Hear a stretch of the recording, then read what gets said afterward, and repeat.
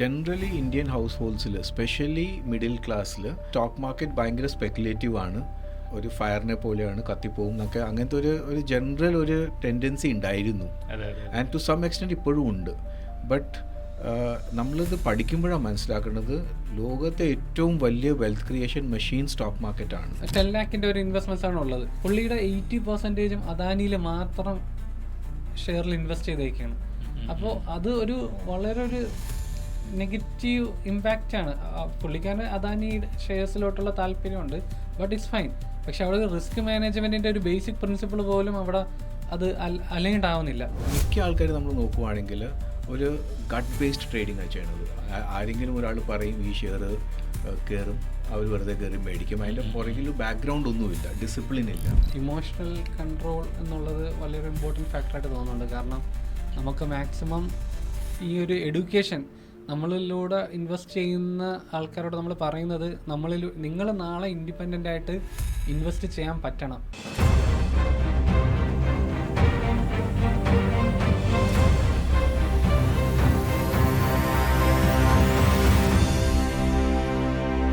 Turning പോയിന്റിൻ്റെ ഏറ്റവും പുതിയൊരു എപ്പിസോഡിലേക്ക് ഏവർക്കും സ്വാഗതം. ഇന്ന് നമ്മൾ ടേണിംഗ് പോയിന്റ് ഒരു വ്യത്യസ്തമായിട്ടുള്ള ഒരു എപ്പിസോഡുമായിട്ടാണ് നിങ്ങൾക്ക് മുന്നിലേക്ക് എത്തുന്നത്. ഇന്ത്യൻ ഓഹരി വിപണിയിലെ 2 ജനറേഷനിലുള്ള 2 വ്യക്തിത്വങ്ങളാണ് ഇന്ന് ടേണിംഗ് പോയിന്റിൽ അതിഥിയായിട്ട് എത്തിയിരിക്കുന്നത്. അക്യുമെൻ ക്യാപിറ്റൽ മാർക്കറ്റ്സ് ഇന്ത്യ ലിമിറ്റഡിൻ്റെ മാനേജിംഗ് ഡയറക്ടർ അക്ഷയ അഗർവാൾ സാറും, അതുപോലെ തന്നെ സെബി രജിസ്റ്റേർഡ് അനലിസ്റ്റും കോവിൻ ഹൗസ് എന്ന സ്ഥാപനത്തിൻ്റെ കോ ഫൗണ്ടറായിട്ടുള്ള അഭിനാശാണ് ഇന്ന് ടേണിംഗ് പോയിന്റിൽ അതിഥിയായി എത്തിയിരിക്കുന്നത്. രണ്ടുപേരെയും ടേണിംഗ് പോയിന്റിലേക്ക് സ്വാഗതം ചെയ്യുന്നു. High sir. Hi.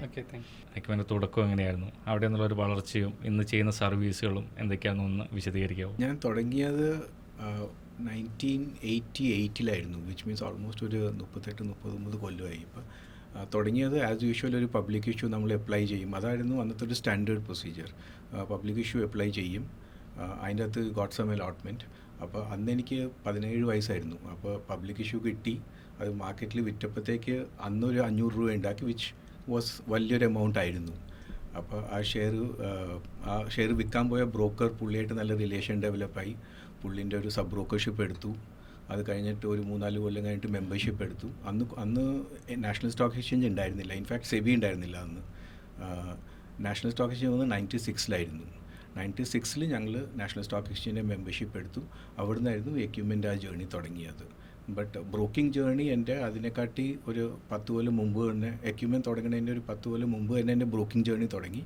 Equipment started 1996 തൊട്ട്. ആൻഡ് പതുക്കെ ഒരു നാഷണൽ ലെവലിൽ ഞങ്ങൾ സെറ്റപ്പ് ചെയ്തു. ഞങ്ങൾക്കൊരു ഓൾമോസ്റ്റ് 2500 സബ് ബ്രോക്കേഴ്സ് ഉണ്ടായിരുന്നു at one point of time. ഇപ്പോൾ ഞങ്ങൾ ആ പുതിയ റെഗുലേഷൻസ് വെച്ച് കുറച്ചിട്ട് ഇപ്പോൾ 500-600 സബ് ബ്രോക്കേഴ്സ് ഉണ്ട്. ആൻഡ് അബൌട്ട് ഒരു 10-30 ബ്രാഞ്ചസ് ഉണ്ട്. ആൻഡ് അബൌട്ട് 1.5-2 ലക്ഷം ക്ലയൻസ് ഉണ്ട് ഇപ്പോഴത്തെ സിറ്റുവേഷനിൽ. നമ്മൾ എന്തൊക്കെ സർവീസുകളാണ് ചെയ്യുന്നത്? അക്രോസ് ദ ബോർഡ് സർവീസസ് എല്ലാം ചെയ്യുന്നുണ്ട്.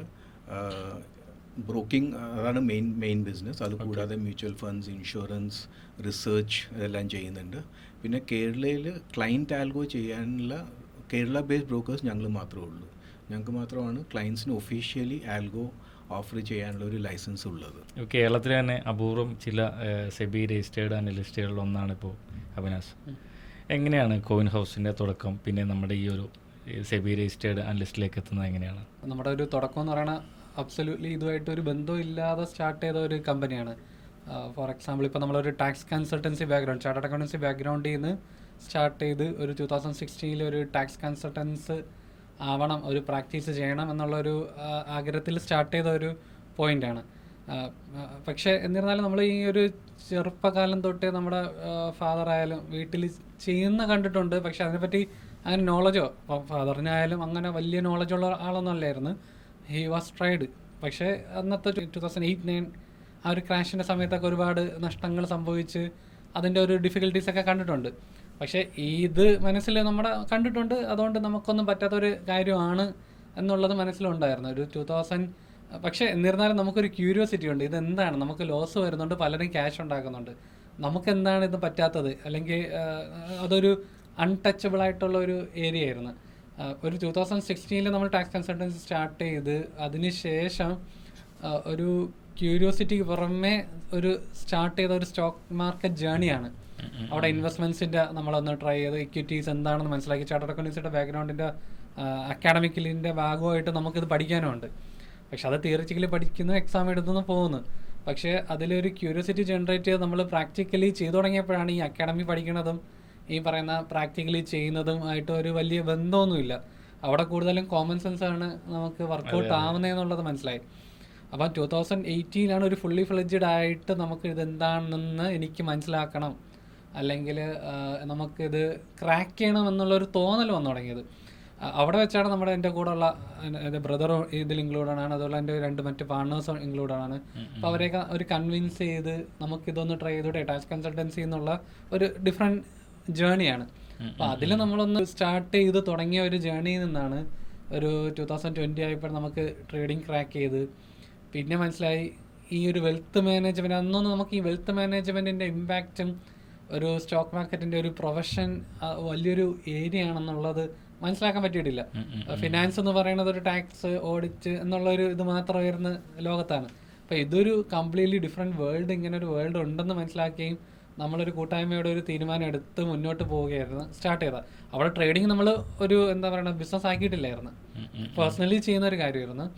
വെൽത്ത് മാനേജ്മെൻറ്റിലോട്ട് കയറണം, ഇൻവെസ്റ്റ്മെൻറ്റ്സ് എല്ലാവരും ചെയ്യേണ്ട കാര്യമാണെന്ന് മനസ്സിലാക്കിക്കൊണ്ടാണ് നമ്മളൊരു മ്യൂച്വൽ ഫണ്ടിൻ്റെ ഡിസ്ട്രിബ്യൂഷൻ്റെ ലൈസൻസ് എടുത്ത് പിന്നെ പേഴ്സണൽ ഫിനാൻസിലോട്ട് കയറിയത്. അതിനുശേഷം നമ്മൾ നമ്മുടേതായിട്ടുള്ള ആൽഗോ ഡെവലപ്പ് ചെയ്ത് പിന്നെ മാർക്കറ്റിൽ കണ്ടുവരുന്നത് നമ്മൾ നോക്കുന്ന ഒരുപാട് ഇഷ്യൂസ് വരുന്ന വൺ ഓഫ് ദ ടോപ്പ്.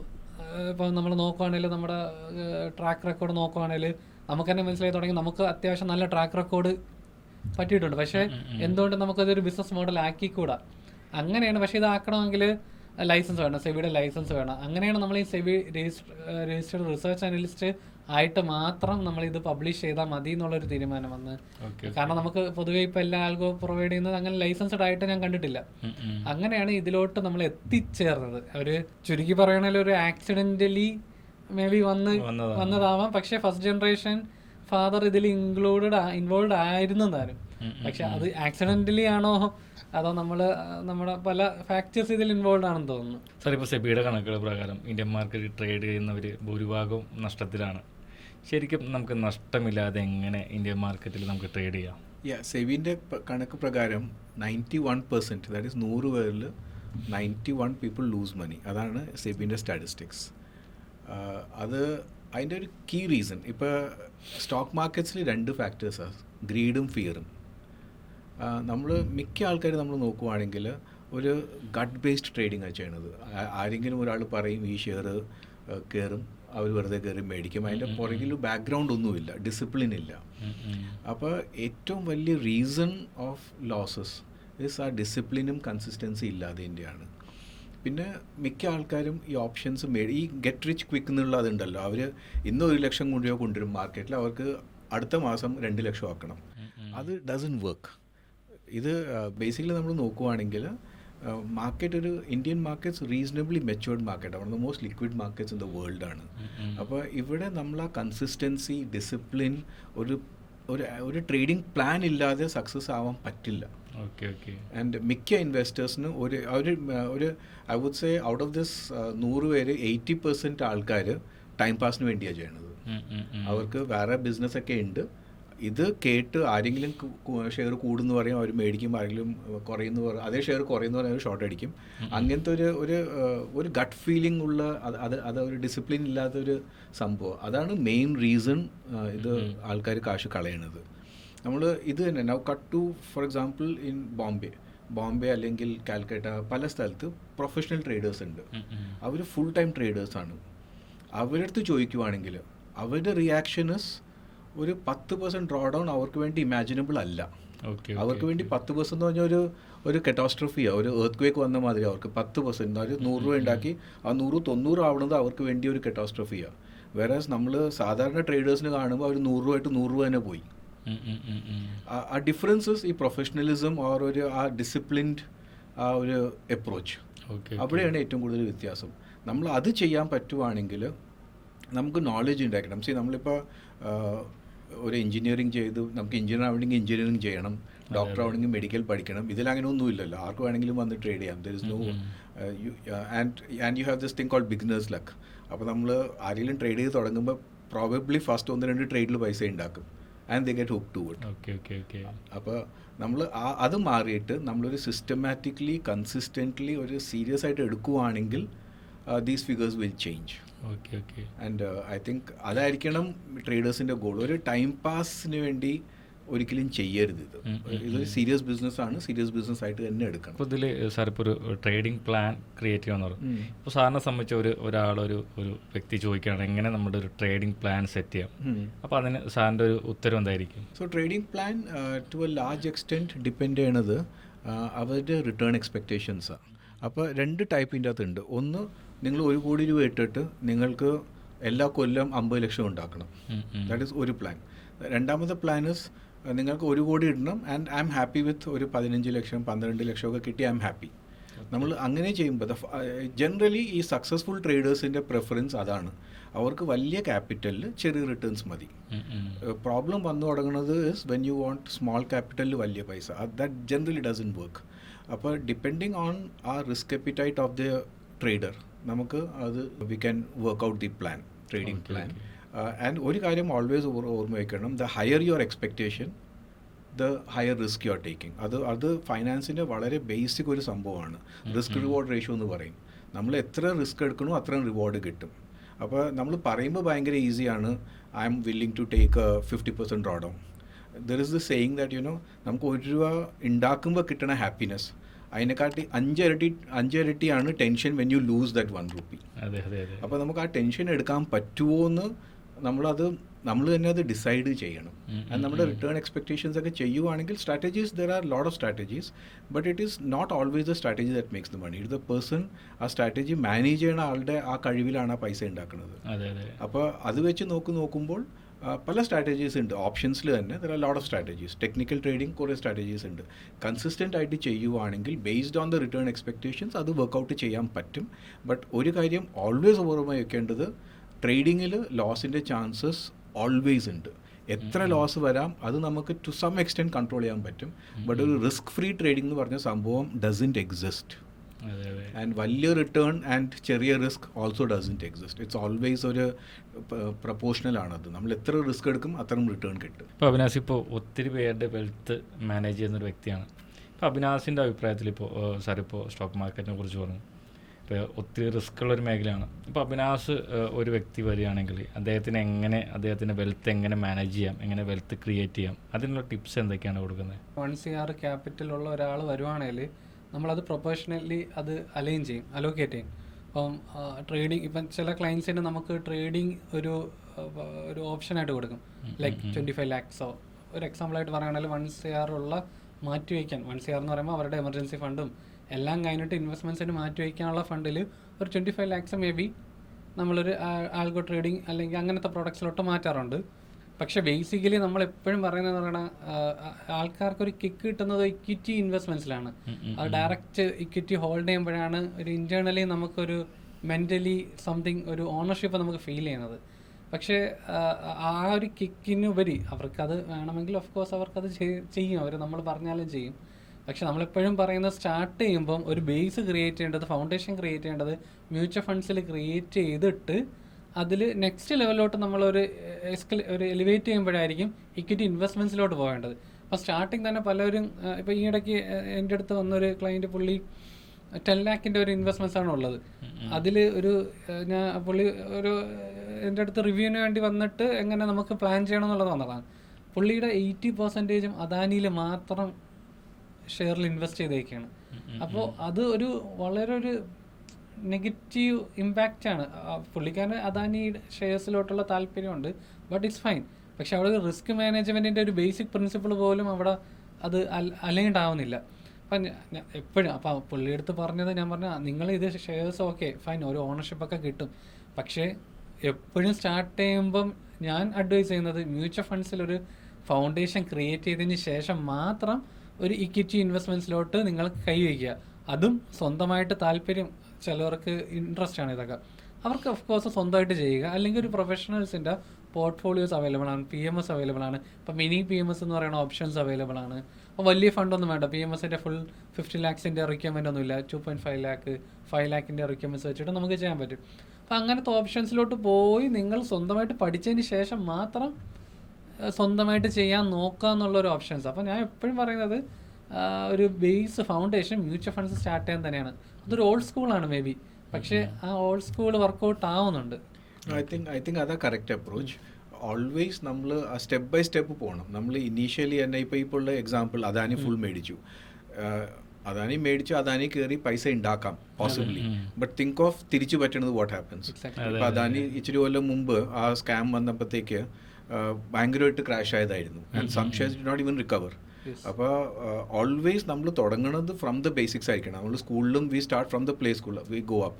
അങ്ങനെ തന്നെ നമ്മൾ SIP അല്ലെങ്കിൽ മ്യൂച്വൽ ഫണ്ട്സ് തുടങ്ങിയിട്ട് then come in to large caps, then come in to large cap plus mid cap, then come in to small cap, then get in to trading. നമ്മൾ ആ step by step പോവുകയാണെങ്കിൽ with proper എലൊക്കേഷൻ പോവുകയാണെങ്കിൽ അതാണ് ഒരു long term wealth always ഉണ്ടാക്കുന്നത്. പിന്നെ ഈ trading again I would say ഇപ്പോൾ എൻ്റെ അപ്രോച്ചസ് ബേസിക്കലി ഒരു ഇൻവെസ്റ്ററാണ്. അപ്പോൾ നമ്മുടെ പോർട്ട്ഫോളിയോ ഉണ്ട്, ആ പോർട്ട്ഫോളിയോ നമ്മൾ മാർജിനായിട്ട് യൂസ് ചെയ്തിട്ട് ഒരു എക്സ്ട്രാ റിട്ടേൺ ഉണ്ടാക്കാൻ വേണ്ടി നമ്മൾ ട്രേഡ് ചെയ്യണം. അവിടെ നമുക്ക് വലിയ റിട്ടേൺ എക്സ്പെക്റ്റേഷൻസ് ഇല്ല. നമുക്ക് ഒരു നമ്മൾ ഫോർ എക്സാമ്പിൾ ഇന്ത്യേൻ്റെ ഇപ്പോൾ GDP ഗ്രോ ചെയ്യണത് ഉദ്ദേശം ഒരു 7% ആണ്. Stock markets will give you approximately ഒരു ഹിസ്റ്റോറിക് നോക്കുവാണെങ്കിൽ ഒരു ഡബിൾ റിട്ടേൺ തരും GDPൻ്റെ, വിച്ച് മീൻസ് സ്റ്റോക്ക് മാർക്കറ്റ്സ് ഒരു 12 to 14% റിട്ടേൺ തരും. അപ്പോൾ നമ്മൾ ഇൻവെസ്റ്റ് ചെയ്ത ഷെയർസിൽ അത്ര ഓൾറെഡി കിട്ടുന്നുണ്ട്, ഒരു 12% അസ്യൂം ചെയ്യുക. നമ്മൾ അനദർ 12 to 15% നമുക്ക് ട്രേഡിങ്ങിൽ ഉണ്ടാക്കാൻ പറ്റുവാണെങ്കിൽ, ഒരു ഡിസിപ്ലിൻഡ് അപ്രോച്ച് ചെയ്യുവാണെങ്കിൽ you are talking about 20%, 24% return. 24% return എന്ന് പറഞ്ഞാൽ you are doubling your money every 3 years or 3.5 years. ഒരു 30 കൊല്ലത്തിൽ you don't know what to do with the money, അത്രയും പൈസ ഉണ്ടാക്കാൻ പറ്റും. ബട്ട് ദ തിങ് ഇസ് നമ്മൾ തുടങ്ങുന്നത് ഫൗണ്ടേഷൻസിലായിരിക്കണം, slowly go up, and trading should be more നമ്മളൊരു ഇൻകം, അഡീഷണൽ ഇൻകം ജനറേറ്റ് ചെയ്യാൻ, അല്ലാതെ ഒരു സോൾ ഇൻകം ജനറേഷൻ ആവരുത്. സിൽവർ ഇപ്പോൾ ഒരു വലിയൊരു ഇൻവെസ്റ്റ്മെന്റ് മോഡലിലേക്ക് വന്നിട്ടുണ്ട്. അപ്പോൾ അതിനെ കുറിച്ചിട്ടാണ് സാറിൻ്റെയും അവിനാസിൻ്റെ ഒരു അഭിപ്രായം? സിൽവർ ഐ തിങ്ക് കഴിഞ്ഞ കൊല്ലത്തെ ഏറ്റവും വലിയ സിംഗിൾ റിട്ടേൺസ് തന്ന commodity. I think last year the return was 140%. സിൽവറുടെ ഹിസ്റ്ററി നോക്കുവാണെങ്കിൽ, സിൽവർ ആൻഡ് ഗോൾഡ് നമ്മൾ ഹിസ്റ്ററി നോക്കുവാണെങ്കിൽ ടിപ്പിക്കലി ഒരു വലിയ മൂവ്മെൻറ്റ് വരും, ആൻഡ് ദെൻ ഒരു 5-6 കൊല്ലം സൈഡ് വേസ് ആവും, ആൻഡ് ദെൻ ഒരുമിച്ച് പിന്നെയും കയറും. അതാണ് ഒരു ഹിസ്റ്ററി. ഗോൾഡിൻ്റെ ഇപ്പോൾ കയറാൻ ഒരു വലിയ കാര്യം ഇസ് ബിക്കോസ് ഈ ഡീഡോളറൈസേഷൻ നടക്കുന്നുണ്ട്. സോ ഇന്ത്യ, ചൈന ഇവരൊക്കെ ടിപ്പിക്കലി ഒരു ലോകത്തിൽ ഒരു 4500 ടണ്ണാണ് ഉദ്ദേശം ആനുവൽ പ്രൊഡക്ഷൻ ഓഫ് ഗോൾഡ്. അതിൽ കൂടുതൽ ജ്വല്ലറിയും അങ്ങനത്തെ കാര്യങ്ങളൊക്കെയാണ് പോവാറ്. ഇപ്പോൾ കഴിഞ്ഞ ഒരു 2 കൊല്ലമായിട്ട് ചൈനീസ് റിസർവ് ബാങ്കും നമ്മുടെ റിസർവ് ബാങ്കും കുറേ ഗോൾഡ് മേടിക്കുന്നുണ്ട്. ആ ഡിമാൻഡ് വന്ന കാരണമാണ് ഒരുമാതിരി, അതായത് one of the key reasons why gold went up. പിന്നെ there is the silver gold ratio എന്ന് പറയും, which hit new, I think it was lying at low levels. അവിടുന്ന് പെട്ടെന്ന് ഒരു മൂവ്മെൻറ്റ് വന്നിരിക്കുന്നത്. സിൽവർ വിൽ ഇറ്റ് ഗോസ്, ആൾക്കാർ 500 രൂപയും പറയുന്നുണ്ട്. We don't know, I don't think anyone in the world knows. എനിക്ക് അറിഞ്ഞൂടാ സിൽവറിന് എന്ത് പറ്റും എന്ന്. ബട്ട് ഇത്രയും വലിയൊരു മൂവ്മെൻറ്റ് വന്ന് കഴിഞ്ഞിട്ട് will I invest? I don't think so. Unless I have a 4-5 year view, I may not invest, or I'll probably invest a very small part of my portfolio. സിൽവറിൻ്റെ വൺ ഓഫ് ദ റീസൺസ് കയറാൻ കാര്യം is because ഈ EVസും അങ്ങനത്തെ കാര്യങ്ങളിൽ it seems silver can play a major role in ഈ നമ്മുടെ power പെട്ടെന്ന് ചാർജ് ചെയ്യണതും റീറ്റെയിൻ ചെയ്യണതും ബാറ്ററീസിൽ. So there was this BYD is coming out with something in silver, and അത് ശരിയാവുകയാണെങ്കിൽ I think the annual production of silver അവർ തന്നെ ആ ഒരു യൂട്ടിലിറ്റി തന്നെ ആവുന്നതാണ് പറയുന്നത്. So that could be one of the reasons. But as a precious metal, I think it's always a good to have commodity in your portfolio. Small and ഇപ്പോഴത്തെ run up കണ്ടിട്ട് I wouldn't keep a large portion. ഒരു ചെറിയ portion might make some sense. Where the direction is headed, honestly, I have no idea, and I don't want to hazard a guess. ഇപ്പോൾ നമ്മളൊരു analysis പ്രകാരം ഈ commodities എപ്പോഴും ഒരു സൈക്കിളിലാണ് move ചെയ്യുന്നത്. ഈ ഇപ്പം പറഞ്ഞ കണക്ക് നമുക്ക് കുറച്ച് നാൾ ഈ കമ്മോഡിറ്റീസ് വർക്കൗട്ട് ആവത്തില്ല, ഒരു ഫ്ലാറ്റ് റിട്ടേൺ തരും, പിന്നെ ഒരു മൂവ്മെൻറ്റ് വരും. അതോടൊപ്പം തന്നെ within the commodities first runner എന്ന് പറയുന്നത് എപ്പോഴും ഗോൾഡ് ആയിരിക്കും, അതിനുശേഷം സെക്കൻഡ് റണ്ണർ സിൽവർ, അതിനുശേഷം കോപ്പർ. ഈ ഒരു സൈക്കിളിലാണ് ഇത് പോകുന്നത്. അപ്പോൾ ഈ പറയുന്നത് ഗോൾഡ് കഴിഞ്ഞിപ്പം സിൽവറിലോട്ട് വന്ന് അടുത്ത കോപ്പറിനും മേ ബി നമുക്ക് ഒന്ന് നമ്മുടെ ഹിസ്റ്റോറിക്കൽ ഡേറ്റ വെച്ചിട്ട് നമുക്കത് അനാലിസിസിൽ പറയാം. കോപ്പറിൽ there was a big movement. Start I mean, movement ഉണ്ട്, 800 to ഇപ്പോഴും movement ഉണ്ട്. 1200, 300 വരെ ഓൾറെഡി മൂവ്മെന്റ് പെട്ടെന്ന് വന്നു വന്നേ. 2 മാസത്തിൽ. അതെ, അപ്പോൾ ഇതൊരു സൈക്കിളായിട്ടാണ് എപ്പോഴും മൂവ് ചെയ്യുന്നത്. എന്നിട്ടൊരു സ്റ്റോപ്പ് വരും.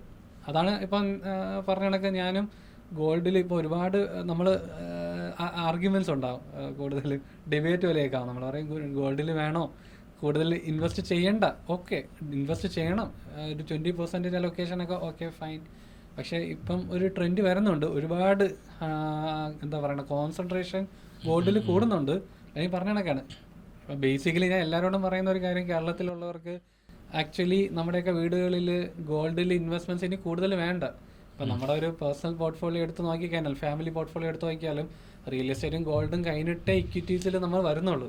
മേ ബി ഒരു 10% പോലും കാണത്തില്ല. ഇപ്പം പേഴ്സണലി ഓരോരുത്തരുടെയും വീടുകൾ നോക്കിയാൽ, അല്ലെങ്കിൽ എക്സെപ്ഷണൽ ആയിട്ടുള്ള ആൾക്കാരുണ്ട്, ഇല്ലെന്നല്ല. അപ്പോൾ നമ്മുടെയൊക്കെ ഒരു നോർമൽ വീടുകളിൽ നോക്കിക്കഴിഞ്ഞാൽ ഒരു 90% ഒന്നെങ്കിൽ റിയൽ എസ്റ്റേറ്റും ഗോൾഡും കൂടെ ചേർത്ത് വരും. അതിൻ്റെ പുറത്ത് ഇനിയും ഗോൾഡ് വില കൂടുന്നെന്നും പറഞ്ഞ് നമ്മൾ അധികം ആഡ് ഓൺ ചെയ്യേണ്ട കാര്യമില്ല. അവിടെ ഇക്വിറ്റീസിൽ തന്നെ അലോക്കേഷൻ കണ്ടിന്യൂസ് ആയിട്ട് നിൽക്കുക, കൺസിസ്റ്റൻ്റ് മെയിൻറ്റെയിൻ ചെയ്യും എന്നുള്ളൊരു ഒപ്പീനിയൻ പറയാറുണ്ട്.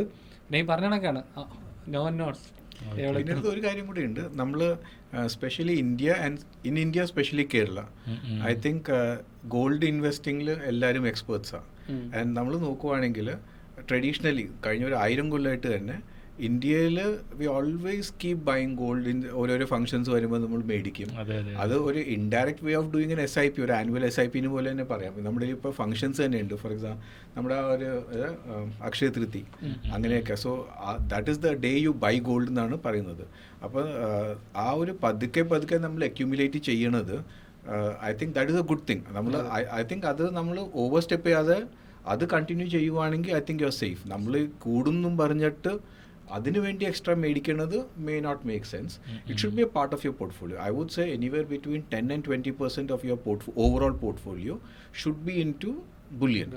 കാരണം ലോങ് ടേം അത് നല്ലതാണ്. But then would you go very overweight at these prices? I don't think so. Sir, ഇപ്പോൾ സ്റ്റോക്ക് മാർക്കറ്റിൽ നിന്ന് പണം ഉണ്ടാക്കണമെങ്കിൽ നമ്മൾ സ്റ്റോക്ക് മാർക്കറ്റിന് എത്രമാത്രം അടുത്തറിയണം? പണം ഉണ്ടാക്കണമെങ്കിൽ സത്യം പറഞ്ഞാൽ സ്റ്റോക്ക് മാർക്കറ്റ് അറിഞ്ഞില്ലെങ്കിലാണ് നല്ലത്. ബിക്കോസ് ഏറ്റവും ബോറിങ്, ഏറ്റവും സിമ്പിൾ, ഏറ്റവും നല്ല വഴി SIP ആണ്. ആൻഡ് അതിൻ്റെ ബേസിക് റീസൺ ഇസ് ബിക്കോസ് ഒരു കോമ്പൗണ്ടിങ് ആണ്. So your averaging and compounding working together. നമ്മൾ SIP ചെയ്യുമ്പോൾ നല്ല മാർക്കറ്റിൽ നമ്മൾ മേടിക്കുന്നുണ്ട്, ആൻഡ് മോശം മാർക്കറ്റിൽ കൂടുതൽ മേടിക്കണം. ബിക്കോസ് സാധാരണ എന്താ പറയുന്നത്, മാർക്കറ്റ് ക്രാഷ് ആകുമ്പോൾ ആൾക്കാർ ഓടും. SIP ആകുമ്പോൾ നേരെ തിരിച്ചാണ്. നമ്മൾ അത്രയും പൈസ വെച്ച് തന്നെ കൂടുതൽ ഷെയർസ് മേടിക്കുക. അപ്പോൾ അത് ആവറേജ് ആയി പോകും. And then stock markets are average 12-15% return. Historic നോക്കുവാണെങ്കിൽ 14% റിട്ടേൺ കിട്ടുന്നുണ്ട്. 14% എന്ന് വെച്ചാൽ മണി ഡബിൾസ് എവറി 6 years, റഫ്ലി 6 years, ഇൻഫാക്ട് 5.5-6 years. അപ്പോൾ നമ്മളൊരു 30 കൊല്ലം ആയാൽ അത്രയും കൂടി. അപ്പോൾ നമുക്ക് ആ കോമ്പൗണ്ടിങ് ശരിക്കും പറഞ്ഞാൽ മതി. ഒരു 15% if able to compound your wealth, it's very good. അപ്പോൾ ഞാൻ പറയുന്നത് സ്റ്റോക്ക് മാർക്കറ്റിൽ റിയൽ വെൽത്ത് ഉണ്ടാക്കണമെങ്കിൽ again depends on your approach. നമുക്കൊരു average approach without too much of involvement in the stock market will give you a 14% compounded return, 12 to 14%. നമ്മൾ ഭയങ്കര involve ആണെങ്കിൽ ആ 14 നമുക്ക് ചിലപ്പോൾ ഒരു 18-20 ആക്കാൻ പറ്റും. If you are exceptionally good you might make it 24 to 26 or maybe even 30 in some rare cases. But overall നോക്കുവാണെങ്കിൽ you don't really need ഒരു ഭയങ്കര market expertise to compound long term wealth. പിന്നെ it's also on the time. Because നമ്മൾ ആ കോമ്പൗണ്ടിങ്ങിൻ്റെ real effect കാണുന്നത് ഒരു 7-8 കൊല്ലം കഴിഞ്ഞിട്ടാണ്. അത് കഴിഞ്ഞിട്ടാണ് then when it's doubles every 3-4 years exponential growth ആ കാണുന്നത്. അപ്പോൾ more than knowledge, I would say through SIPs, more than knowledge, what you need is the time. If you start planning at 20, by the time you're 60, you'd have a ton of money. ഇവിടെയാണ് ഒരു ഇപ്പോഴത്തെ ഒരു generation ഒരു പ്രശ്നം വരുന്നതും ഈ ഒരു 20 തുടങ്ങിയിട്ട് 60 എനിക്ക് എന്തിന് കാശ് എന്നുള്ള ഒരു മറുചോദ്യമാണ് വരുന്നത്. which to some extent is good. Because see, നമുക്ക് നല്ല ലൈഫ്, നമ്മൾ എന്തിനാ പൈസ ഉണ്ടാക്കണേ? ഒരു നല്ല ലൈഫും വേണം, ഒരു അതും കൂടി വേണം. സോ നമ്മൾ ഓൾവേസ് ഒരു മിക്സ് വേണം. നമ്മൾ ഉണ്ടാക്കുന്ന പൈസ മുഴുവൻ ചിലവാക്കുവാണെങ്കിൽ ഫ്യൂച്ചറിന് വേണ്ടി ഒന്നുമില്ല. അറ്റ് ദ സെയിം ടൈം നമ്മൾ ഉണ്ടാക്കുന്ന പൈസ മുഴുവൻ സേവ് ചെയ്യുവാണെങ്കിൽ എന്തിനാ ജീവിക്കണത്? ലൈഫില്ല. So it has to be a mix, and the mix generally is you should be able to save 25 to 30% of your income. നമ്മൾ സേവ് ചെയ്യാൻ പറ്റുവാണെങ്കിൽ your life is sorted out. ഒരു 10% സ്റ്റെപ്പ് അപ്പ് SIP നമ്മൾ എല്ലാ കൊല്ലം ചെയ്യുവാണ്, നമുക്ക് അത്തരമുള്ള our income also goes up around 10-12% every year. അപ്പോൾ നമ്മൾ അത് തന്നെ SIPയിലും കൂടി ചെയ്യുവാണെങ്കിൽ the compounding effect becomes much more.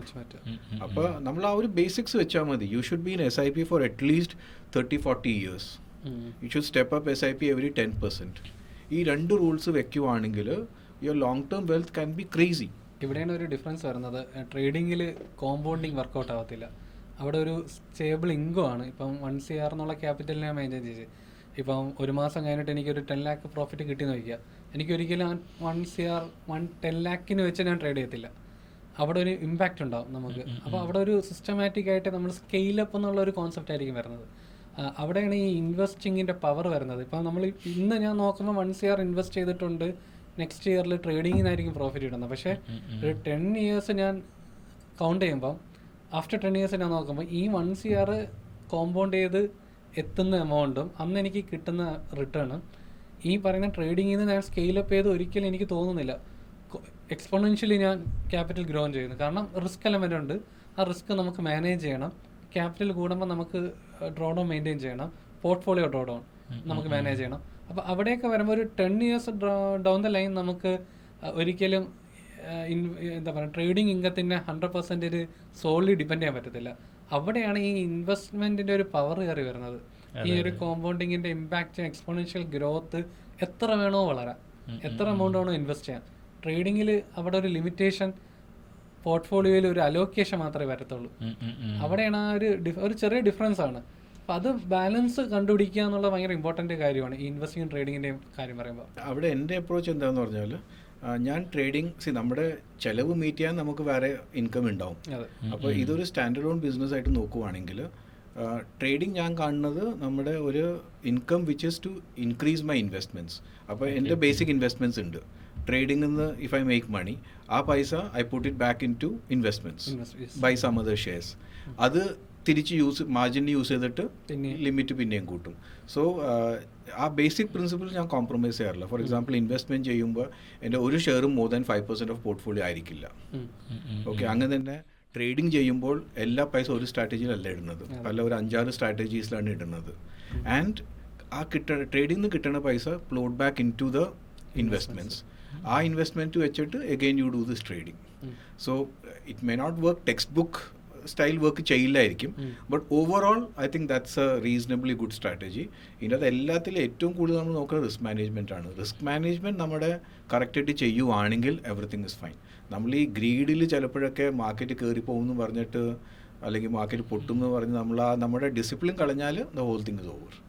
അപ്പോൾ ആ ഒരു കാര്യം നമ്മൾ പ്രത്യേകിച്ച് നോക്കിയാൽ കോമ്പൗണ്ടിങ് ക്യാൻ ഹാപ്പൻ. എപ്പോഴും ചർച്ച ചെയ്യപ്പെടുന്ന ഒരു സംഭവമാണ് ഇൻവെസ്റ്റ് ഓർ ട്രേഡിംഗ് എന്നുള്ളത്.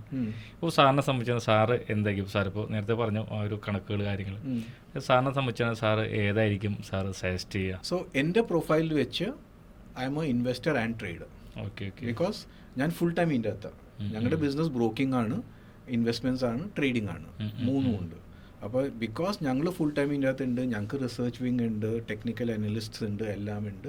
സോ എൻ്റെ പ്രൊഫൈൽ വെച്ചിട്ട് I should be into investments and trading. But if I'm a job oriented person going to office every day, I should not be a trader. I should be only a SIP investor or at best a large cap, mid cap investor. Okay. If I'm running a business where I have some more time, then maybe I can do some positional trading and things like that. But the approach would be fundamental investments ആയിരിക്കണം. മനസ്സിലായി. And our investments, how can you increase your income through trading and use that money again to invest? For me, that approach has worked well. But അത് സമയം ഉണ്ടായിരിക്കണം, knowledge ഉണ്ടായിരിക്കണം, discipline consistency ഉണ്ടായിരിക്കണം. ഇതുണ്ടെങ്കിൽ it's a good approach. നമുക്ക് knowledge ഇല്ലെങ്കിൽ the best thing to do, the most boring, the most rewarding is SIP investment for 30-40 years. വേറെ ഒന്നും മാർക്കറ്റ് നോക്കേ വേണ്ട. ഇപ്പോൾ അഭിലാഷാണെങ്കിൽ നിങ്ങളിപ്പോൾ അക്കാഡമി ചെയ്യുന്നുണ്ട്, ഇപ്പോൾ ഒത്തിരി പേരെ പഠിപ്പിക്കുന്നുണ്ട്. അപ്പോൾ അത് കൂടാതെ തന്നെ നമ്മൾ വെൽത്ത് ക്രിയേഷനെ കുറിച്ചിട്ടും നമ്മുടേതായിട്ടുള്ള രീതിയിൽ ഒത്തിരി പേരുടെ പോർട്ട്ഫോളിയോ മാനേജ് ചെയ്യുന്നുണ്ട്. അപ്പോൾ ഇത് രണ്ടും കൂടി നിങ്ങൾ നോക്കുമ്പോൾ എങ്ങനെയാണ് കാണുന്നത്? ശരിക്കും ഏതാണ് ബെറ്റർ? അതൊരു പേഴ്സണൽ ചോയ്സാണ്. ഒരു പ്രൊഫഷൻ എത്രത്തോളം ആ ആൾക്ക് ഇൻവെസ്റ്റ്മെൻറ്റ്സ് അല്ലെങ്കിൽ ആളുടെ ടൈം, പണം അവർക്ക് ഇൻവെസ്റ്റ് ചെയ്യാൻ പറ്റുമോ, അതിൻ്റെ ബേസിസിലായിരിക്കണം ഒരു ചൂസ് ചെയ്യേണ്ടത്. ഇപ്പം പേഴ്സണലി ഞാൻ പറയുകയാണെങ്കിൽ ഇപ്പം എൻ്റെ പ്രൊഫഷൻ ടാക്സ് കൺസൾട്ടൻസിയിൽ നിന്ന് ഞാനൊരു തീരുമാനം എടുത്തതിന് ശേഷമാണ് ഒരു ട്രേഡർ ആവുകയും അന്ന് ഇൻവെസ്റ്റർ ആയിരുന്നു ചോദിച്ചാൽ ഓഫ് കോഴ്സ് ഇൻവെസ്റ്റർ ആയിരുന്നു. പക്ഷേ ഒരു ട്രേഡർ ആയത് ആ ഒരു പോയിന്റിന് ശേഷമാണ്, ആ ഒരു ഡിസിഷൻ എടുത്തതിന് ശേഷമാണ്. അത് ഒരു ഈ പറഞ്ഞ കണക്കാണ്. ലൈക്ക് ഇപ്പോൾ എനിക്കൊരു ആഗ്രഹം തോന്നി, അതൊരു ആഗ്രഹം തോന്നിക്കഴിഞ്ഞാൽ നിങ്ങളത് ചെയ്ത് നോക്കണം. ഇപ്പോൾ നിങ്ങൾക്ക് ട്രേഡ് ചെയ്യണമെന്ന് തോന്നിക്കഴിഞ്ഞാൽ ഓഫ് കോഴ്സ് അത് ട്രേഡ് ചെയ്ത് നോക്കി നിങ്ങൾ ട്രൈ ചെയ്യണം. കാരണം ഒരിക്കലും റിഗ്രറ്റ് തോന്നാൻ പാടില്ല. ട്രൈ ചെയ്തിട്ട് എങ്ങനെ നിങ്ങൾക്കൊരു ബുദ്ധിമുട്ട് തോന്നി, അതല്ലെങ്കിൽ ഒരു 1 ഇയർ നിങ്ങൾക്ക് വർക്കൗട്ട് ആവുന്നില്ലെന്ന് തോന്നിക്കഴിഞ്ഞാൽ എക്സിറ്റ്. ആ ഒരു ഇമ്പോർട്ടൻറ്റ് ഡിസിഷൻ. ചിലവർക്ക് പറ്റുന്ന അബദ്ധം പറയുന്നത് we have to hang on. നമ്മൾ ഇത്ര നാൾ ഇൻവെസ്റ്റ് ചെയ്തു, നമ്മുടെ ഇത്രയും ക്യാഷ് പോയി, അവിടെ കട്ട് ഓഫ് ചെയ്യേണ്ടടുത്ത് ചെയ്താലേ, അല്ലെങ്കിൽ നമുക്കതിൽ ഒരുപാട് നമ്മളെ ബാക്കിലോട്ട് അടിക്കും. അവിടെയാണ് ഞാൻ പറയുന്നത് കട്ട് ഓഫ് ചെയ്യണമെന്ന് തോന്നിക്കഴിഞ്ഞാൽ നിങ്ങൾ കട്ട് ഓഫ് ചെയ്യുക തന്നെ ചെയ്യണം. പക്ഷേ നിങ്ങൾക്ക് കുറച്ച് കാശ് പോയി, ഇതിൽ എനിക്ക് ഒരു ക്രാക്ക് കിട്ടാൻ തുടങ്ങി, അല്ലെങ്കിൽ സംതിങ് എനിക്കൊരു ഹോപ്പ് വന്നു തുടങ്ങി, ലൈക്ക് ഇത് എനിക്ക് വർക്കൗട്ട് ആവുന്നതാണ് എന്ന് മനസ്സിലായി കഴിഞ്ഞാൽ അതിൽ നിങ്ങൾ സർവൈവ് ചെയ്യാൻ നോക്കുക. അവിടെ ക്യാപിറ്റൽ പ്രൊട്ടക്ഷൻ ഇമ്പോർട്ടൻസ് കൊടുത്തുകൊണ്ട് സർവൈവ് ചെയ്യുക. ഏതെങ്കിലും ഒരു പോയിന്റിൽ നിങ്ങൾക്ക് അവിടെ ഒരു ക്രാക്ക് ഉണ്ടാവും. പക്ഷെ അവിടെ ഇമ്പോർട്ടൻ്റ് ആയിട്ട് നോക്കേണ്ടത് അഗ്രസീവ്നെസ് അല്ല, ഡിഫെൻസീവ് പ്ലേ ആണ്. മാക്സിമം സർവൈവ് ചെയ്യാൻ നോക്കുക, മാർക്കറ്റിൽ നിലനിൽക്കാൻ നോക്കുക, മാർക്കറ്റ് സൈക്കിൾസ് കണ്ട് ട്രൈ ചെയ്യുക. ഓരോന്നും ട്രയൽ ആൻഡ് എററാണ്. അതല്ല നമുക്ക് ആദ്യമേ വന്നപ്പോൾ ആരും നമുക്ക് പഠിപ്പിച്ചു തരാനൊന്നും ആരും കാണത്തില്ല. നമുക്കൊരു ഗൈഡ് ലൈൻസ് കൊടുക്കാൻ പറ്റും, എങ്ങനെയാണ് ഞാൻ വന്ന വഴി പറഞ്ഞു കൊടുക്കാൻ പറ്റും. പക്ഷേ എൻ്റെ ഒരു പാത്ത് ഫോളോ ചെയ്ത് വന്നു കഴിഞ്ഞാൽ ആ ഓപ്പോസിറ്റ് ഇരിക്കുന്ന ആൾക്ക് ഒരിക്കലും പ്രോഫിറ്റബിൾ ആവാം എന്ന് 100% ഉറപ്പൊന്നും പറ്റത്തില്ല. കാരണം എൻ്റെ റിസ്ക് അപ്പറ്റൈറ്റ് ഡിഫറെൻ്റ് ആണ്, എൻ്റെ സൈക്കോളജി ഡിഫറെൻ്റ് ആണ്. അപ്പം ഞാൻ ചെയ്യുന്ന സെയിം സ്ട്രാറ്റജി വേറൊരാൾക്ക് ചെയ്യാൻ പറ്റത്തില്ല ഒരിക്കലും. നമ്മുടെ ഒരു ട്രേഡിംഗ് സ്ട്രാറ്റജീസ് ഫൈനലൈസ് ചെയ്യുന്നത് നമ്മൾ ഇപ്പം മെയിനായിട്ട് എൻ്റെ പാർട്ണറുമായിട്ട് ഡിസ്കസ് ചെയ്ത് എൻ്റെ ഒരു സ്ട്രാറ്റജി മുന്നോട്ട് വയ്ക്കുമ്പോൾ അവർ അക്സെപ്റ്റ് ചെയ്തില്ല പാർട്ണേഴ്സ്. നമ്മളൊരു ഡിസ്കഷൻ വരും, അവർ പറയും ഇത് റിസ്ക് എലമെൻറ്റ് കൂടുതലായിരിക്കാം, ഡ്രോ ഡൗൺ കൂടുതലായിരിക്കാം, അടുത്ത ആൾ വയ്ക്കുന്നത് മേ ബി വളരെ ഡിഫെൻസീവ് ആയിട്ടുള്ളതായിരിക്കാം. അപ്പോൾ അവിടെ ഒരു ഡിസ്കഷൻ എലമെൻറ്റ് നടന്നതിന് ശേഷം ഒരു ബാലൻസ് ക്രിയേറ്റ് ചെയ്ത് കോറിലേഷനൊക്കെ നോക്കിയിട്ടാണ് നമ്മളവിടെ ഫൈനലൈസ് ചെയ്യുന്നത്. അപ്പോൾ ആ ഒരു ട്രേഡിംഗ് ജേണി എന്ന് പറയുന്നത് അങ്ങനെ വരേണ്ട ഒരു ജേണിയാണ്. അപ്പോൾ അവിടെ നിങ്ങൾക്ക് അങ്ങനെ തോന്നുവാണെങ്കിൽ, അതായത് നിങ്ങൾക്ക് വർക്കൗട്ട് ആവുന്നുണ്ടെന്ന് തോന്നുവാണെങ്കിൽ സർവൈവ് ചെയ്യുക, you will crack one day. So എപ്പോഴും ഞാൻ പറയുന്നത് ആ സർവൈവ് ചെയ്യുക. ബേസിക്കലി എല്ലാവരും ഇൻവെസ്റ്റർ ആണ്. സാർ, ഇപ്പോൾ പലപ്പോഴായിട്ടും പലരും പറയുന്നൊരു കാര്യമാണ് നിങ്ങളുടെ ഇമോഷൻസിനെ കൺട്രോൾ ചെയ്യണമെന്നുള്ളത്. ശരിക്കും എങ്ങനെയാണ് ഇമോഷൻസിനെ കൺട്രോൾ ചെയ്യേണ്ടത്? എങ്ങനെ ഇമോഷൻസ് കൺട്രോൾ ചെയ്യണമെന്ന് പറഞ്ഞാൽ അത് നമ്മുടെ ഒരു സൈക്കോളജിയാണ്. നമ്മൾ എൻട്രി ചെയ്യുമ്പോൾ തന്നെ നമുക്ക് the money that we invest in the market should be the money that we can afford to lose at least 20-30%. ഇപ്പോൾ ഫോർ എക്സാമ്പിൾ കോവിഡ് അല്ലെങ്കിൽ ലേമൻ ബ്രദേഴ്സ് മാതിരി ഒരു ക്രൈസിസ് വരാം. ആൻഡ് എവറി 8 to 10 years എങ്ങനത്തെ ഒരു ക്രൈസിസ് വരാറുണ്ട്. നമ്മളൊരു കഴിഞ്ഞ ഒരു 20-30 കൊല്ലമായിട്ട് നോക്കുവാണെങ്കിൽ തന്നെ 30-40 ഇയേഴ്സിൽ തന്നെ എവറി 10 years 8 to 10 years ഒരു ക്രൈസിസ് വരാറുണ്ട്. അത് എപ്പോൾ വരും എന്ന് സാധാരണ നമുക്ക് പറയാൻ പറ്റില്ല. Generally 8 to 10 years. അപ്പോൾ നമ്മൾ സ്റ്റോക്ക് മാർക്കറ്റിൽ ഇൻവെസ്റ്റ് ചെയ്യുവാണെങ്കിൽ you should be willing to see a drawdown of at least 25% of your investments. അതിനുള്ള നമുക്ക് ഇമോഷണൽ കൺട്രോൾ ഉണ്ടെങ്കിലാണ് നമ്മൾ ചെയ്യേണ്ടത്. That is direct investing. Mutual funds നോക്കുവാണെങ്കിൽ അത്രയും റിസ്ക് ഇല്ല. കാരണം മ്യൂച്വൽ ഫണ്ട്സിൽ നമ്മൾ ലോങ് ടേമാണ് നോക്കണത്. അപ്പോൾ നമ്മൾ ഹിസ്റ്ററി വെച്ച് നോക്കുവാണെങ്കിൽ നമ്മൾ 5 കൊല്ലം SIP ഇട്ടിട്ടുണ്ടെങ്കിൽ not even once in 5 years would you have lost. That is every 5 കൊല്ലത്തെ ടേബിൾ വെച്ച് നോക്കുവാണെങ്കിൽ you will never have a negative return in 5 years. കാരണം മാർക്കറ്റ് അത്രയും കൂടിയിട്ട് ഡ്രോ ഡൗൺ വരുവാണെങ്കിലും ക്യാപിറ്റൽ സ്റ്റിൽ സേഫ്. അപ്പോൾ അങ്ങനത്തെ കാര്യങ്ങൾ മനസ്സിലാക്കിയിട്ട് I think you should be investing. So mentally നമ്മൾ പ്രിപ്പയർഡ് ആയിരിക്കണം ദാറ്റ് നമ്മൾ സ്റ്റോക്ക് മാർക്കറ്റിലാണ് ഇൻവെസ്റ്റ് ചെയ്യുന്നത്, FDയിലല്ല. FDൻ്റെ ഗ്രാഫ് നേരെയാണ്. Every year you will get 6-7% return. Stock മാർക്കറ്റിൽ യുവർ ഗ്രാഫ് വിൽ ബി ചിലപ്പോൾ യു വിൽ ഗെറ്റ് 24, ചിലപ്പോൾ യു വിൽ ബി -6, ചിലപ്പോൾ യു വിൽ ബി 10%. ഇപ്പോൾ ഇന്ത്യൻ മാർക്കറ്റ്സ് നോക്കുവാണെങ്കിൽ 2016 തൊട്ട് ഇന്ന് വരെ including the covid year annual loss വന്നിട്ടില്ല.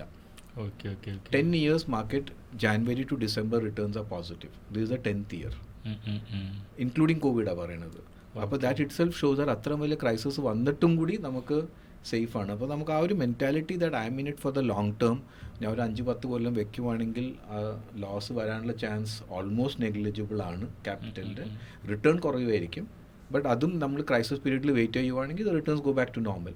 ആ ഒരു മെൻറ്റാലിറ്റി, ആ ഒരു നോളജ് ഉണ്ടെങ്കിൽ യു ആർ ഫൈൻ. ഈ ഇമോഷൻസിൻ്റെ പാട്ട് വരുമ്പം മെയിൻലി നമുക്ക് എൻ്റെ ഒരു ഒപ്പീനിയൻ എന്ന് പറയുന്നത് ഈ ഡേറ്റ ബേസിസിൽ നമ്മളൊന്ന് വർക്കൗട്ട് ചെയ്യുവാണെങ്കിൽ ഓൾമോസ്റ്റ് ഈ ഒരു സൈക്കോളജി എഫക്റ്റ് വ്യത്യാസം ഉണ്ടാവും. ഇപ്പോൾ ഫോർ എക്സാമ്പിൾ ഇപ്പം ട്രേഡിങ്ങിലാവട്ടെ, ഇപ്പോൾ ലൈക്ക് എൻ്റെ ഒരു സ്ട്രാറ്റജീസ് ഞാൻ കഴിഞ്ഞ 5 വർഷത്തിൽ അല്ലെങ്കിൽ 10 വർഷത്തിൽ ചെയ്തിരുന്നെങ്കിൽ എന്താണ് സ്റ്റാറ്റസ്, അത് എന്താണ് സ്റ്റാറ്റിസ്റ്റിക്സ് എന്നുള്ളത് മനസ്സിലാക്കി കഴിഞ്ഞ് കഴിഞ്ഞാൽ അവിടെ നമ്മൾ ഇമോഷണൽ പാർട്ട് ഒരു 90% പോവുകയാണ്. അപ്പോൾ 10% ഉണ്ടാവും, നമുക്ക് പാനിക്കാവും ഡ്രോ ഡൗൺ ഫേസ് വരുമ്പം, അല്ലെങ്കിൽ ഹിസ്റ്റോറിക്കൽ ഡേറ്റ അനുസരിച്ചിട്ട് അതിന് ഓവർ റൈഡ് ചെയ്താൽ നമുക്ക് പാനിക് സിറ്റുവേഷൻസ് ഒക്കെ ഉണ്ടാവും. അവിടെ നമ്മൾ അല്ലാത്ത സൈക്കോളജി എഫക്റ്റ് ഉണ്ട്. പക്ഷേ എൻ്റെ ഒരു എക്സ്പീരിയൻസിൽ 90% എൻ്റെ സൈക്കോളജി വർക്കൗട്ട് ചെയ്തത് ഈ ഡേറ്റ അനാലിസിസിലൂടെയാണ് അത് വർക്കൗട്ട് ചെയ്തത്. അത് ട്രേഡിങ്ങിലായിക്കോട്ടെ, ഈവൻ ഇൻവെസ്റ്റ്മെൻറ്റ്സിലും നമുക്കൊരു ഹിസ്റ്റോറിക്കൽ ഈ പറയുന്ന കോമൺ സെൻസ് മാത്രം ഉപയോഗിച്ചാൽ മതി. ഞാൻ പറയുന്നത് ഇപ്പോൾ സ്റ്റോക്കിനെ പറ്റി പഠിക്കേണ്ട, മ്യൂച്വൽ ഫണ്ടിനെ പറ്റി അറിയേണ്ട, നേരത്തെ പറഞ്ഞ കണക്ക് എത്രത്തോളം അറിയാത്തതാണോ അത്രത്തോളം നമുക്ക് ലോങ് ടേമിൽ സർവൈവ് ചെയ്യാൻ പറ്റും, കൂടുതൽ റിവാർഡ് കിട്ടിയിട്ടുള്ളത്. അവിടെ പഠിക്കേണ്ട ഒരു കാര്യം എന്ന് പറയുന്നത് എങ്ങനെ ഈ സൈക്കിളായിട്ട് സ്റ്റോക്ക് മാർക്കറ്റിൽ വർക്കൗട്ട് ചെയ്തത്. 7 ഇയേഴ്സിന് മേളിൽ ഒരിക്കലും ഹിസ്റ്റോറിക്കലി മാർക്കറ്റ് നെഗറ്റീവ് റിട്ടേണിലോട്ട് പോയിട്ടില്ല. വിത്തിൻ ദ 7 ഇയർ സൈക്കിളിൻ്റെ അകത്താണെങ്കിൽ നെഗറ്റീവ് റിട്ടേൺസ് കണ്ടിട്ടുണ്ട്. ഓവർ ദ 3 ഇയർ സൈക്കിളാണെങ്കിലോ 5 ഇയർ സൈക്കിളാണെങ്കിലോ. അപ്പം ഈ ഒരു കുറച്ച് ഡേറ്റ പോയിൻറ്റ്സ് ഉണ്ട്. അത് മനസ്സിലാക്കി കഴിഞ്ഞാൽ തന്നെ നമ്മളൊരു ഇൻവെസ്റ്റ്മെൻറ്റ്സിൽ 50 to 60% നമ്മൾ കംഫർട്ടബിൾ ആയിരിക്കും ഒരു നെഗറ്റീവ് സ്റ്റാറ്റസ് വന്നാലും. അതുപോലെ തന്നെ ട്രേഡിങ്ങിൽ വളരെ ഇമ്പാക്റ്റ് ആണ്. കാരണം ഒരു 3 ട്രേഡിംഗ് ലോസ് ഉണ്ടായി കഴിഞ്ഞാൽ 4ാമത്തെ ദിവസം ഞാൻ ട്രേഡ് ചെയ്യണമെങ്കിൽ എൻ്റെ ബ്രെയിൻ അത് അറിയണം. നമ്മളെല്ലാം ഇമോഷണൽ ബീയിങ്സ് ആണ്, അവിടെ ഹ്യൂമൻ ബീയിങ്സ് ആണ്. അവിടെ ലോജിക്സിനൊന്നും കാര്യമില്ല.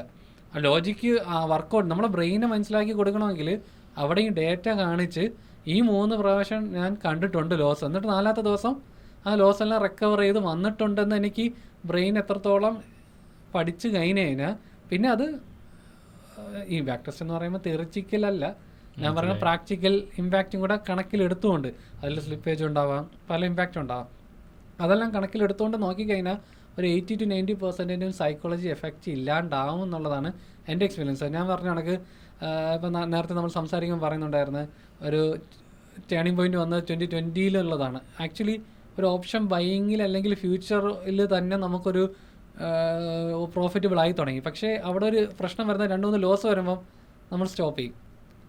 4ാം 5ാമത്തെ ദിവസമായിരിക്കും ഈ ലോസ് എല്ലാം കവർ ചെയ്ത് പ്രോഫിറ്റബിൾ ആവുന്നത്. കാരണം അന്ന് ഡേറ്റ ഓറിയൻറ്റഡ് ആയിട്ട് നമ്മൾ ഡിഗ് ചെയ്തിട്ടില്ല.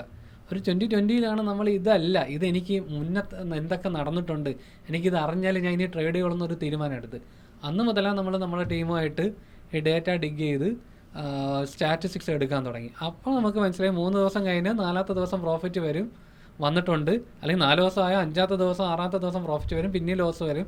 പക്ഷേ ഓവറാൾ എത്ര പ്രോഫിറ്റ് വന്നു, അതിൽ 12 മാസത്തിൽ 3 മാസം ലോസിലായിരുന്നു, ബാക്കി 9 മാസം കൊണ്ട് ഈ ഇയർ പ്രോഫിറ്റബിളായി എന്നുള്ള സ്റ്റാറ്റിസ്റ്റിക്സ് മനസ്സിലാക്കിയതിന് ശേഷമാണ് we are started to being consistent and disciplined.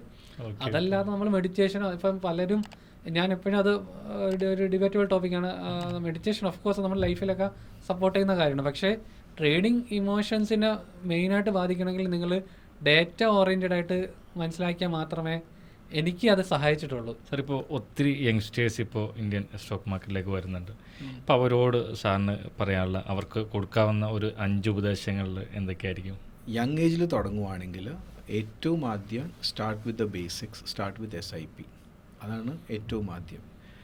Second, നമ്മൾ സ്റ്റോക്ക് മാർക്കറ്റിൽ ഇൻട്രസ്റ്റ് ഉണ്ടെങ്കിൽ സ്റ്റോക്ക് മാർക്കറ്റ് പഠിക്കുക. That is there are a lot of courses, there is a lot of data ഇന്ന് അവൈലബിൾ ആണ്. ഞാനൊക്കെ തുടങ്ങിയ പണ്ടത്തെ കാലത്ത് there was no data available. Research ഹൗസിന് മാത്രം ഡേറ്റ ഉണ്ടായിരുന്നുള്ളൂ. ഇന്ന് വലിയ റിസർച്ച് ഹൗസിനുള്ള ഡേറ്റ ആർക്ക് വേണമെങ്കിലും നെറ്റിൽ അവൈലബിൾ ആണ്.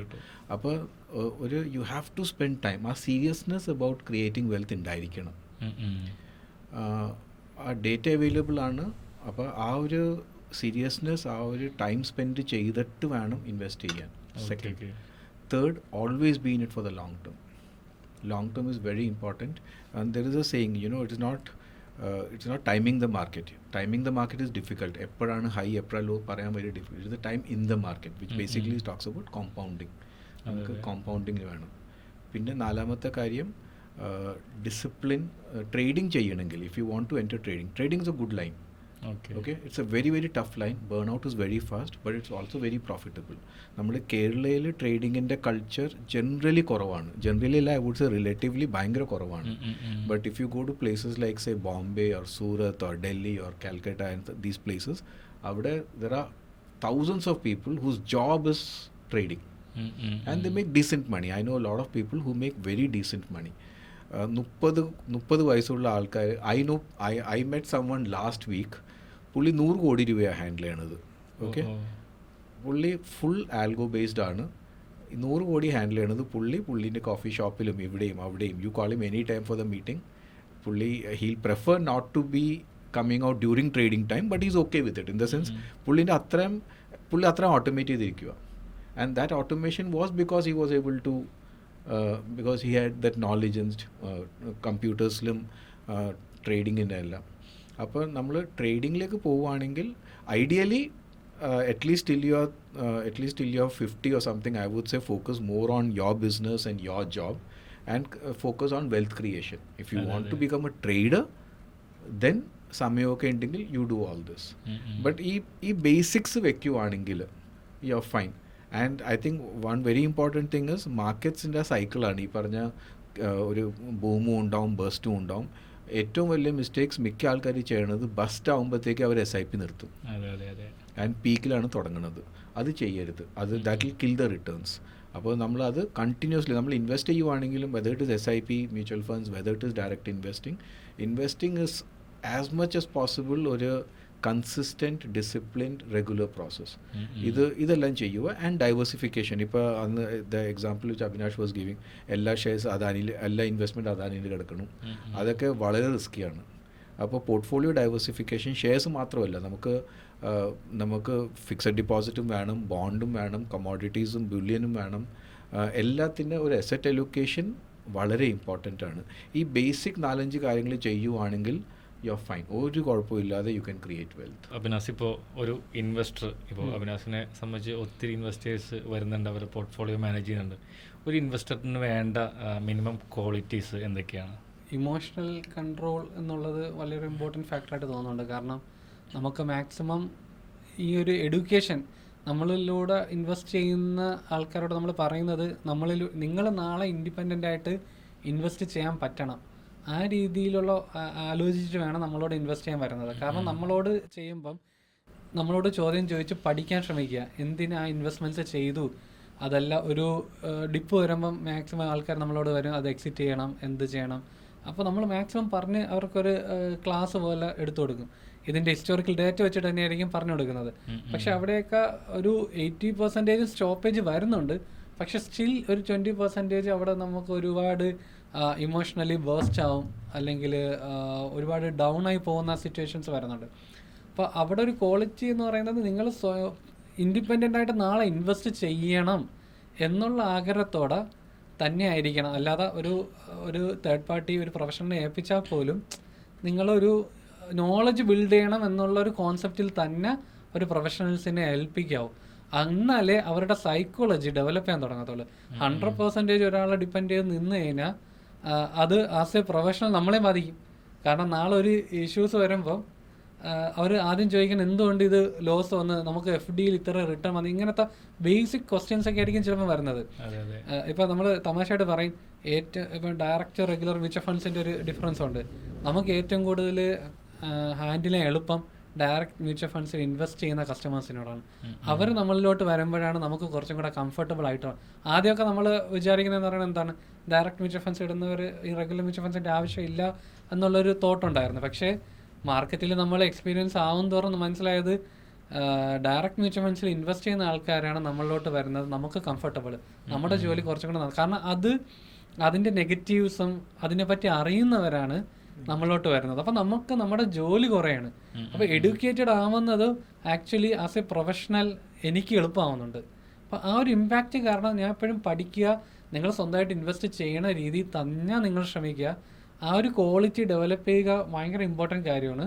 അതല്ല ഒരു പ്രൊഫഷണൽ ഏൽപ്പിച്ച് അങ്ങ് ബ്ലൈൻഡായിട്ട് ഏൽപ്പിക്കാതെ സ്വന്തമായിട്ട് പഠിക്കുന്നത്, എഡ്യൂക്കേഷൻ നമ്മൾ ഭയങ്കര ഇമ്പോർട്ടൻ്റ് ആയിട്ട് കൊടുക്കുന്ന ഒരു കാര്യമാണ് ക്വാളിറ്റി. ഇതിനകത്ത് ഒരു കാര്യം കൂടി ഉള്ളത്, നമ്മൾ ജനറലി ഇന്ത്യൻ ഹൗസ് ഹോൾഡ്സിൽ സ്പെഷ്യലി മിഡിൽ ക്ലാസ്സിൽ the theory is that stock market ഭയങ്കര സ്പെക്കുലേറ്റീവ് ആണ്, ഒരു ഫയറിനെ പോലെയാണ്, കത്തിപ്പോവും എന്നൊക്കെ, അങ്ങനത്തെ ഒരു ജനറൽ ഒരു ടെൻഡൻസി ഉണ്ടായിരുന്നു. ആൻഡ് ടു സം എക്സ്റ്റെൻറ്റ് ഇപ്പോഴും ഉണ്ട്. ബട്ട് നമ്മളിത് പഠിക്കുമ്പോഴാണ് മനസ്സിലാക്കുന്നത് ലോകത്തെ ഏറ്റവും വലിയ വെൽത്ത് ക്രിയേഷൻ മെഷീൻ സ്റ്റോക്ക് മാർക്കറ്റാണ്. അപ്പോൾ നമ്മൾ സ്പെഷ്യലി ഇന്നത്തെ യൂത്തിന് വേണ്ടി they need to get out of this fear that stock market is very risky. Stock market risk ഇല്ലെന്ന് ഞാൻ പറയുന്നില്ല, ബട്ട് ലോങ് ടേം നോക്കുവാണെങ്കിൽ risk is very less. Long term നോക്കുവാണെങ്കിൽ ആൻഡ് ഏറ്റവും കൂടുതൽ റിട്ടേൺ ഗ്ലോബലി, ഇന്ത്യ മാത്രമല്ല ഗ്ലോബലി ഏറ്റവും കൂടുതൽ റിട്ടേൺ കിട്ടുന്നത് സ്റ്റോക്ക് മാർക്കറ്റ്സ് ആണ് ലോങ് ടേം. ഷോർട്ട് ടേമിൽ ചിലപ്പോൾ സിൽവർ ഇപ്പോൾ 140% കയറി, ഗോൾഡ് കുറേ കയറി, അതൊക്കെ ഉണ്ടാവും. ബട്ട് നമ്മളൊരു ലോങ് ടേം നമ്മൾ വെൽത്ത് ക്രിയേഷൻ എന്ന് പറയുമ്പോൾ ഒരു 20-30 ഇയർ പ്രോസസ്സാണ്. അങ്ങനെ നോക്കുമ്പോൾ ഏറ്റവും കൂടുതൽ റിട്ടേൺ, ഏറ്റവും ലിക്വിഡ് റിട്ടേൺ, ഏറ്റവും tax efficient return stock markets ആണ്. അപ്പോൾ instead of being എഫ്രേഡ് of stock market പഠിച്ചിട്ട് അതിൻ്റെ റിസ്ക് മാനേജ്മെൻറ്റ് പഠിച്ചിട്ട് ഇൻവെസ്റ്റ് ചെയ്യാൻ പഠിക്കണം. That is the most important thing. അത് പഠിച്ചാൽ തന്നെ തിങ്സ് ചേഞ്ച്. സാർ, അപ്പോൾ ഒത്തിരി ഇൻഫർമേറ്റീവ് ആയിട്ടുള്ളൊരു സെഷനായിരുന്നു. അതുപോലെ തന്നെ ഇപ്പോൾ എനിക്ക് പേഴ്സണലി, എനിക്കായിക്കോട്ടെ നമ്മുടെ ഓഡിയൻസിനായിക്കോട്ടെ ഒത്തിരി കാര്യങ്ങൾക്ക് അറിവ് പകർന്നു തരുന്ന ഒരു സെഷനായിരുന്നു.